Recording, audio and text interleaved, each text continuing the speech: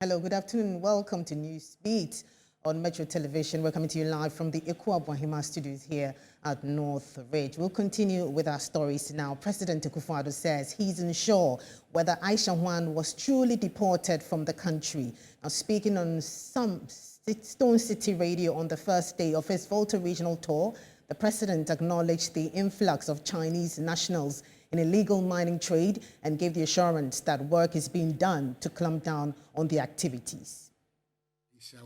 When you have a situation like this woman who was, I'm not still sure whether she was in fact deported or whether she fled the country the first time and has now come back, but whatever. There still seems to be some uncertainty about it, but whichever way it is, she has become the sort of nickname for all that the Galamsey represents. And unfortunately, also for the involvement of Chinese nationals in Ghana in this particular illicit trade. We have constantly to work at it. We need to have the cooperation of the courts. Until recently, till I came, the punishment for people caught was relatively light, a fine, and even if we're going to go to custodial sentences was relatively minimal. We've changed the law to stiffen the punishments for people caught. For foreigners, I think it's now 15 to 25 years, depending on the severity of what it is. So we're also now going to test our judicial system, to what extent it is going to be responsive, especially when somebody like her goes on to trial. But I'm persuaded that the fight is in the right place. It's not an easy fight. You can see that the last election, the concerted efforts that the Galamsey community made to try and turn us out of office because of our fight. Fortunately, the good people of Ghana decided otherwise. But it shows you the extent to which this fight is biting. The people made these desperate efforts to throw out the party they thought was spearheading the anti-Galamsey fight. It'll continue. It's not a fight that's going to be won in one night. It's not a fight that's going to be won in one day. It's a fight that has to be systematically maintained, and our will to do so cannot afford to slacken. I believe that for me, is what is important, and that is what I'm trying to make sure, that we don't slacken in our fight, that we continue talking about it, we continue making it a subject of national discourse for everybody to recognize the harm and the danger that illegal mining poses to the health of our environment, to the health of our landscape, to the health of our water bodies going down the road. Meanwhile, the Member of Parliament for the North Tong constituency, Samuel Okudzeto Ablakwa, has made some revelations into the arrest of the Galamsey Queen Aisha Juan. Let's have a look at what was contained in a document he earlier tweeted. Now, first, he said that it has emerged that Aisha Juan was not escorted during her supposed deportation, as international standard practice requires during such high-profile deportation. Second, he's saying Aisha Juan was not physically handed over to relevant or competent Chinese authorities when she allegedly landed in China, which is inconsistent with deportation protocols. And third, Chinese officials had no prior communication and were only informed by the Ghanaian government 2 days after Aisha Juan's so-called deportation, making it difficult for her to be tracked. Before, there's no available credible evidence suggesting that the Chinese government at any time appealed to their Ghanaian counterparts not to prosecute Aisha Juan or making her freedom a precondition for bilateral trade relations, as former senior minister Yao Osafo-Maafo recklessly claimed.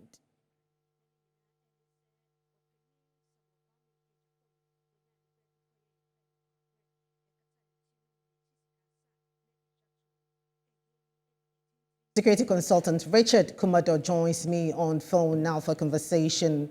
Good afternoon to you. Mr. Kumado, what does this comment by the president tell us about our security detail? Is this an admission of truth, and should we be worried?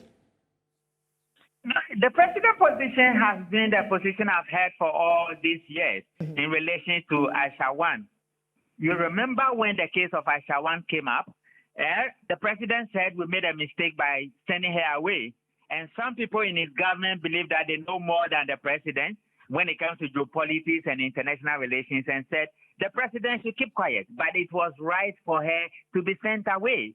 The very fears of the president, it is what is haunting him now. And what were the fears of the president? Number one, if he are deported, it falls in line with the standard protocols my brother Samuel Okudzeto has enumerated.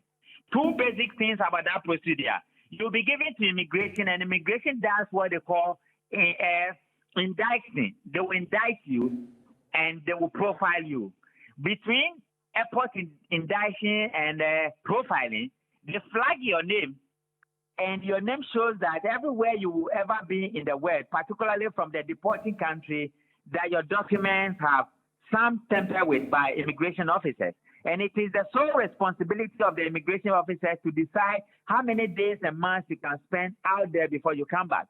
Now, the re-emergence of Aisha One and those who craftily said she passes through the Togo border to indicate the fact that the porous nature of our border or the unapproved route is what made it possible. They were not telling the truth. And that is what is haunting the president. And that is why the president spoke the way he did.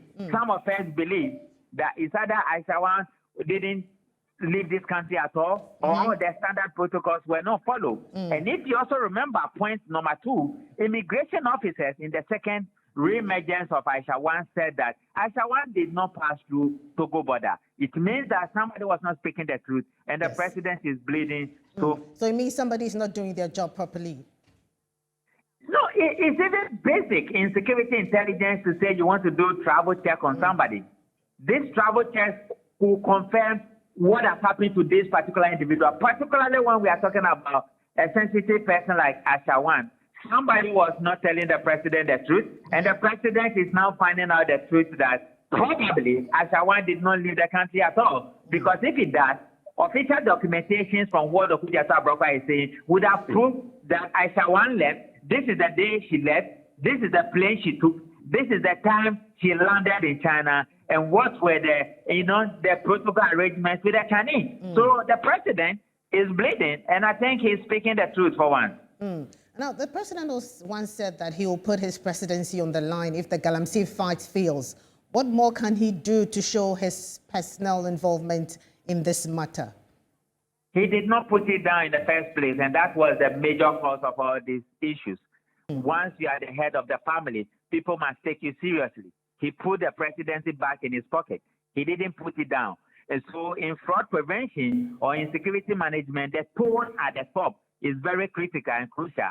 Because people realize that he did not put it down, they are also rationalizing their bad behavior by playing dilly-dally with the president. And now the president has changed his tone to say that this fight cannot be won in a day, but he's so sure that the legal process will take its course. We are only hoping that even if it is a security negligence that Aisha One left and came back, she has been handed over to the same government lawyer who said Aisha One should leave the country, that they will take good care and take her through the due process. And for once, they would have gotten it right. Richard Commodore is a security analyst. Thank you very much for your time.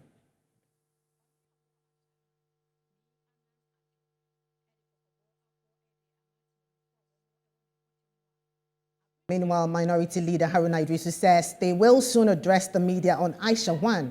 According to him, the revelation by the president shows how clueless he is about the raging issue. Yes. Yes. It will be a separate. Yes, it will be a separate. We will deal with Aisha One. Even the president is living in an uncertain world and doesn't know what happened to Aisha One. A litmus test for the rule of law, litmus test for equality of the law, litmus test for his failing fight against Galamsey. God bless. So we'll see you again. Thank you, leader. Char, thanks. Sammy, so let's meet.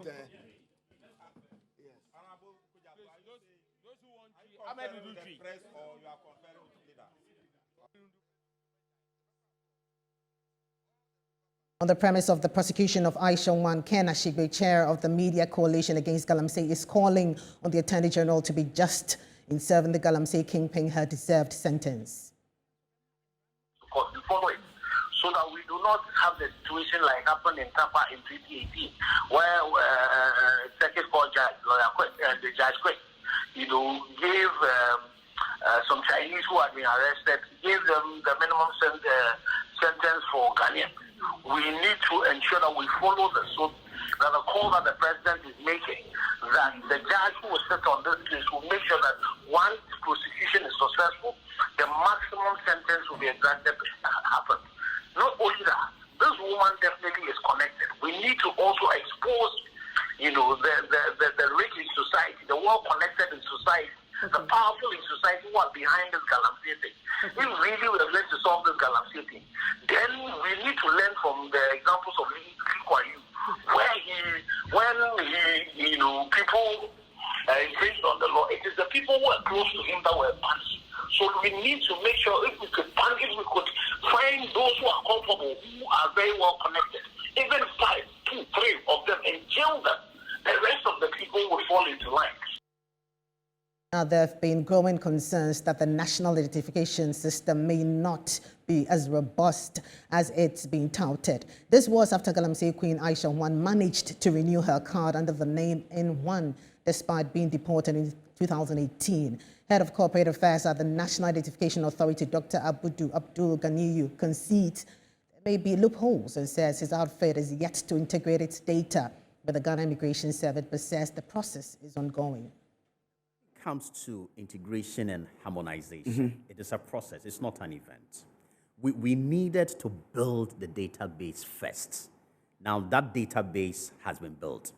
More than 80% of your adult population captured in the database. Yes. It must get to a point where two databases interact so that at a border, for instance, and if an individual's biometrics are taken, then it pops up in a national database to show who the person is. We are not there yet. That integration process has been ongoing. The NIA has not integrated yet with the Ghana Immigration Service. That is an ongoing process that hasn't It has been not gotten to the level yet. where we can identify Aisha Huan as Ain Huan. Even though biometrically she's captured. You see, I keep making the point that for me in identity management space, credibility, accuracy, and reliability of data is important. And whatever we do must reflect what we call the data protection law. So for an individual who registered as Juan Ian since 2014, she registered since 2014. Got renewed in 2018. As a foreigner. Yes. Got renewed in 2018. Yes. Got renewed in 2020 at all material moments being Juan Ian. Yes. Okay? Yes.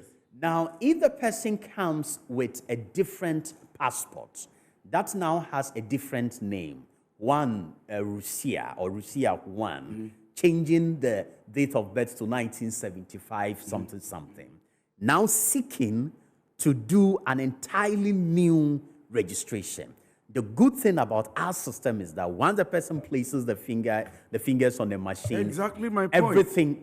Everything pops up to show that she's already in the system as Juan Ian, not in the system as Aisha Juan, or not coming with the name Aisha Juan. Yes. There's absolutely no way you'll be able to know that is the same Aisha Juan that is in your system as Juan Ian.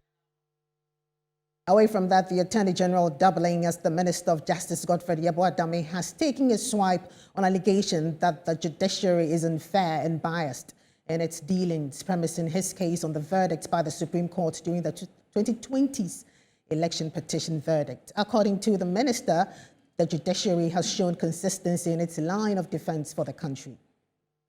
The judiciary has shown consistently that it is the last line of defense for our country. It was thus with great dismay and embarrassment that I heard a person who has occupied the highest office of state, former President John Mahama, recently launched an unwarranted attack on the integrity of Ghana's judiciary. And I observed that this was really the latest installment of systematic and caustic attacks on our court by the former president, albeit unjustified. And I'm compelled to comment on same in this address because they border on the security of the state and constitute a deliberate pattern of conduct aimed at undermining the independence of the judiciary. an arm of government whose autonomy is crucial to its proper functioning. Such conduct is clearly deplorable, coming from one who has occupied the highest office of president and aspires again to that office. My dismay is founded more on the fact that I'm a lawyer, and every lawyer ought to be concerned about these kinds of views expressed by a political leader in this country. We cannot underestimate the enormity and complexity of the work of the judiciary. Judges are often called upon to make decisions on some of the most difficult moral, social, economic, and political questions. They are decisions that very few of us will feel comfortable making. However, it is judges with their wisdom derived from long experience, intellect, discipline, and knowledge of the law that show that the grave responsibility for adjudicating on these issues in federal the principle that justice should be. Akufo-Addo has also been commenting on the judiciary. Let's listen to him. Some who have made it their political agenda to disparage systematically the image of the judiciary for selfish, parochial, partisan reasons. These are the plaintiffs who go to court, indeed to the highest court of the land, provide the skimpiest of evidence to back their claims, and yet insist that their claims be upheld, despite the elementary violation of the ancient common law rules for the discharge of the burden of proof that such a result would entail.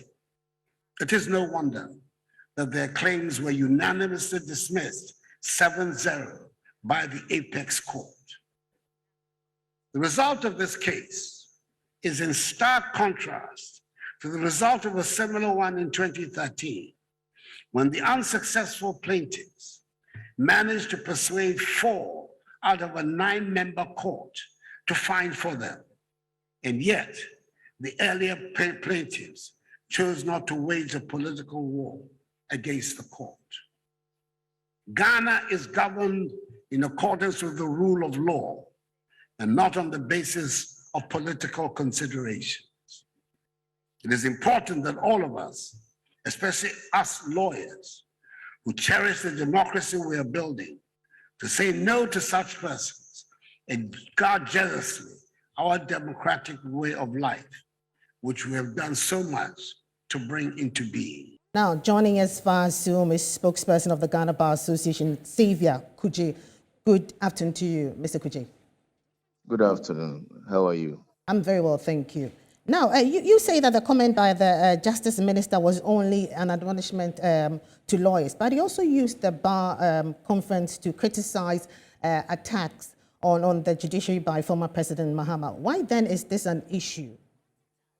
I don't Because like you said, John Mahama is not a lawyer, and he made such comments. So then it shouldn't be a problem, should it?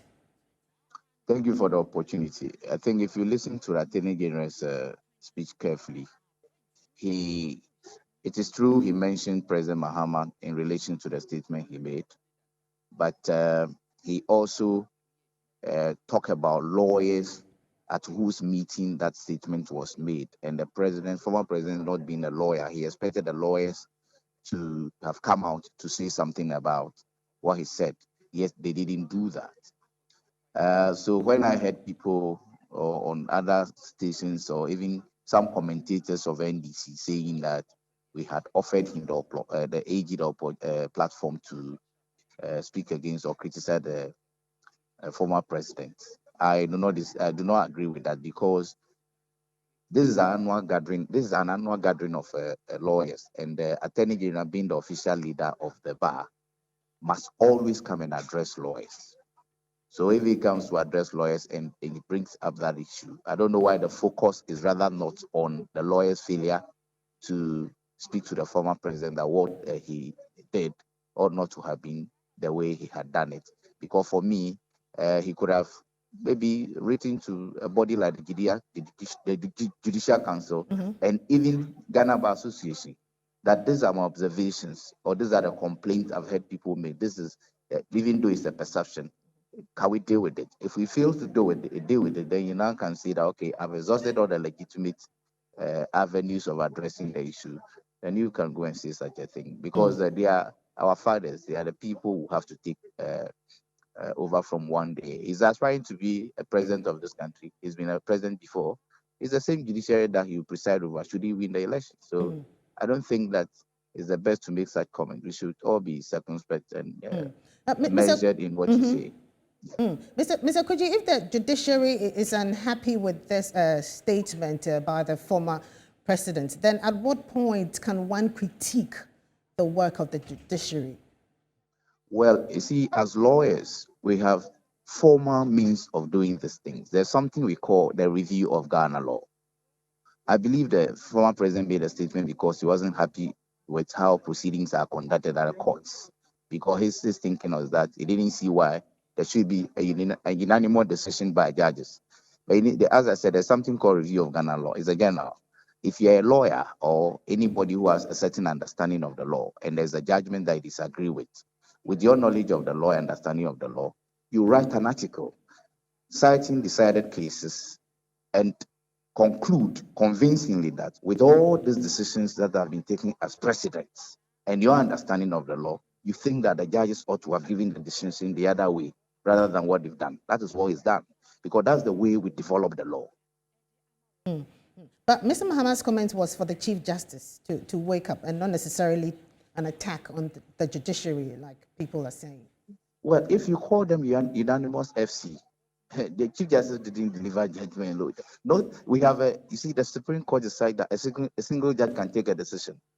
But you see, everybody else thinks that Mr. Mahama made that comment because of what happened as far as the 2020 elections were concerned and the matters went to court. The question I ask is this: would he have said he would not accept the judgment had it gone in his favor, for the simple reason that all the judges said that was the decision? Obviously not. And if you do an analysis of his statement, my understanding is that he was not complaining about the outcome of the case, not the decision, not. He's complaining that why should all of them arrive at the same decision? And the question I ask is this: if you and I are given different tax a same tax to perform independently, and we did analysis of the tax, and we come together, and you realize that my conclusion is the same as yours, do we have to say that one of us to relinquish his position just because people will think that we have connived? Is that what we want? The law reports are replete with unanimous judgments, which we as lawyers have used to support cases every time, because those are the precedents we are supposed to follow. So I would say that this is not the way I think we should be going. Yes. Spokesperson of the Ghana Bar Association, Xavier Kudji, thank you so much for your time. You're still watching Newspeed here on Metro Television. We'll be right back after this break.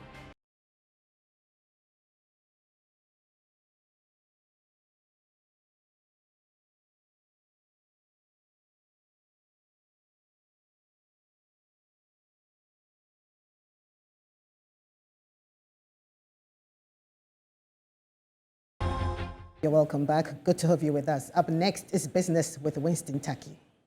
All right, thanks, Ifya. I'll bring you an update from the Securities and Exchange Commission. Some companies has been unlisted with regards to they not having license and operation on an online portal. Be some more update from the world of business right after this.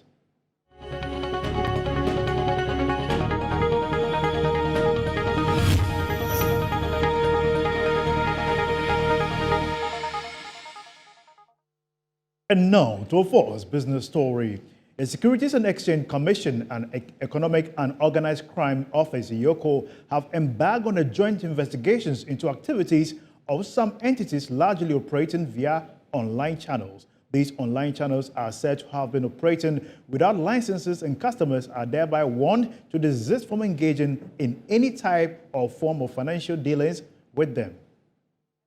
Essential obligation of the Securities and Exchange Commission is mandated to maintain surveillance over activities in securities to ensure orderly, fair, and equitable dealings in securities. Section 2A of the Economic and Organized Crime Act 2010, Act 804, gives the Economic and Organized Crime Office the mandate of preventing and detecting organized crime. Furthermore, EOCO has a function of taking reasonable measures to prevent the commission of crimes, financial or economic loss to the Republic or any state entity or institution in which the state has financial interest, money laundering, human trafficking, prohibited cyber activity, tax fraud, and other serious offenses. In a press release cited by Metro Business, SEC and IOCO have embarked on a joint investigations into the activities of some entities largely operating via online channels. SEC and IOCO have warned the general public that the underlisted entities are not licensed by the Securities and Exchange Commission.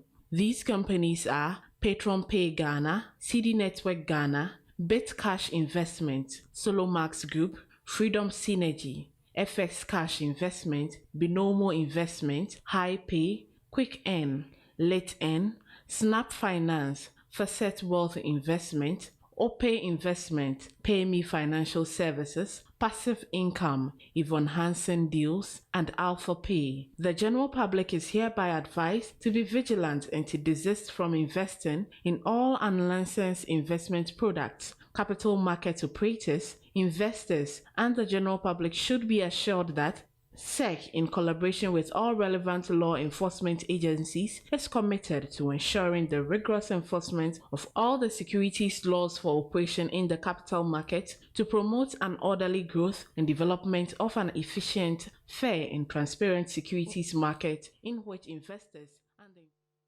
Now, away from that, one of those unhealthy practices in premium undercutting, which continues to top the list of challenges stifling the growth of Ghana's insurance sector. And insurance broker and consultant Elijah Owusu Ajiman has called on customers to desist from insuring the total value of their properties in order to make entire financial claims in instances of a fire disaster or any adversity. A property, let's say a building worth 1 million Ghana cedis, and you decide to arrange a home insurance cover against fire, flood, impact, storm, and the like. Annually, the 12 months period, you pay only 2,000 Ghana cedis. Oh. Only for the whole year. I see. And then assume you have content worth, say, 500,000 Ghana cedis for the whole year. Okay, you pay a little around 2,500 cedis for the whole year. I see. So sometimes there's this thinking that insurance is too prohibitive. It is not the case. It's something that is within the reach of most homeowners. However, if there's a valuation report, that is the ideal thing. And there have been instances, some players would request that you get a valuation report, at least a valuation report that is within 2 years or 3 years, that can actually assist. And I must also say that, just as I indicated that once your risk is high, and of course the risk even comes with the value you are bringing on board, because if my value in the insurance pool is 500,000, yours is 5 million, your risk is a higher one. All right, so you have to pay more premiums. But one thing is, sometimes, because of course every person would want to make an economic decision, a decision to rationalize, a decision to minimize cost, knowing very well that your asset is worth, say, 5 million, and 5 million you end up paying more. One can say, oh, okay, then value it at 2 million cedis. Effectively, what it means is that you have insured 50% of the value of your burden. Not the total value. You get it? Yes. So when there is any loss or damage, and then of course you file a claim, the settlement will be proportional. Now you're all for business here on Newsbeat. My name is Winston Taki. Phil John Quarter is standing by with sports. Certainly Liverpool is playing tonight, Phil. Well, thank you very much, Winston. Up next, we're bringing the latest in sports.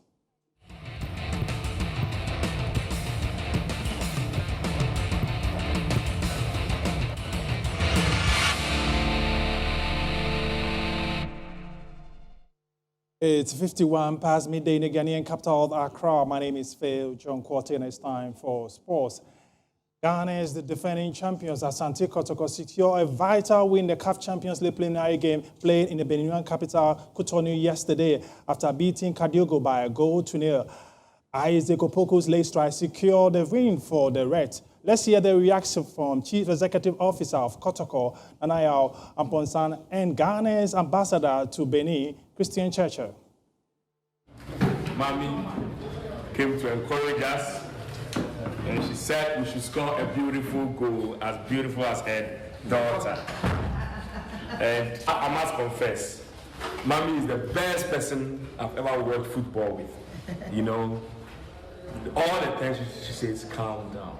The last minute goal will come. Yes, we still have time. Yes, of course. I mean, all over the place, but Mommy was so calm. She understands football so well. It kept me, you know, really calm. So we are grateful to have her here again. And congratulations. Thank you. I am more excited than you. For me, until the final whistle goes, you cannot say your team has not won. Yeah. I believe in that. When the final whistle goes, then I give up. Yeah. But I was sure that even if it remained only 2 minutes or 1 minute to the final whistle, you will score. It is Ghana which has won. It's not Protocol. And I pray that when you go, you do your homework well. Please let me just make a comment that you play well, but one thing I've noticed about soccer is that those who take advantage. Well, that's your sports. My name is Phil John Quartin, and I are standing by for the latest in showbiz. Thanks, Johnny. Entertainment news is next.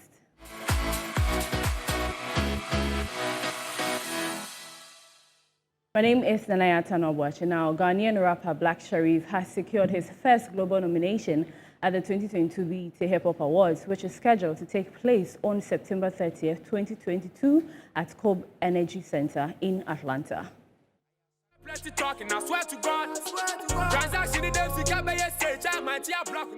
Rapper Black Sherif gained mainstream acclaim with his street anthem Second Sermon, released in July 2021.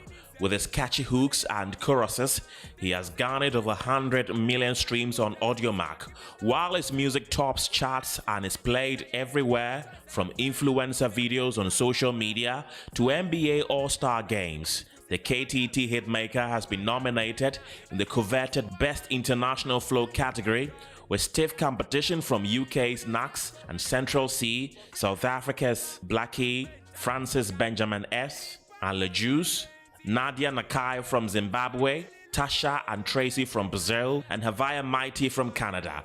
Black Sherif is the only Ghanaian nominated for the 2022 edition of the BET Hip Hop Awards.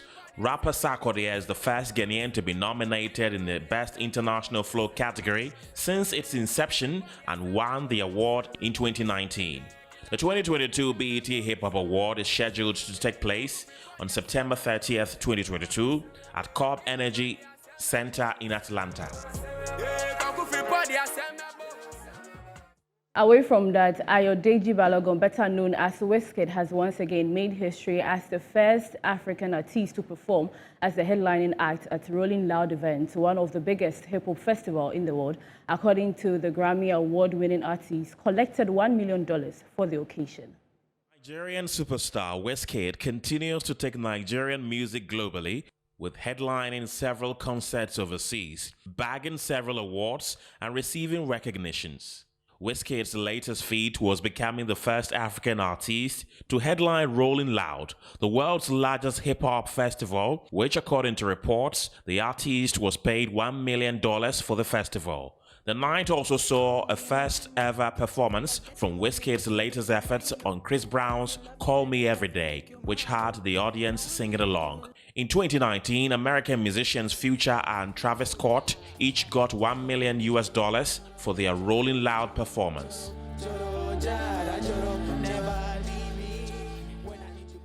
That's all on entertainment news. My name is Nanaya Tanobwache. Ifwa, over to you. Thank you very much, Nanaya. Up next is international news.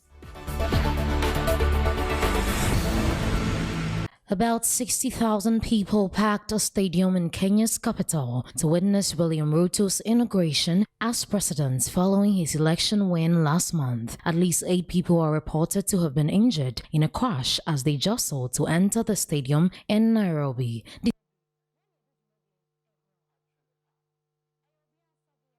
And Newsbeat on Metro Television. My name is Ifwa Ando. Have a good afternoon.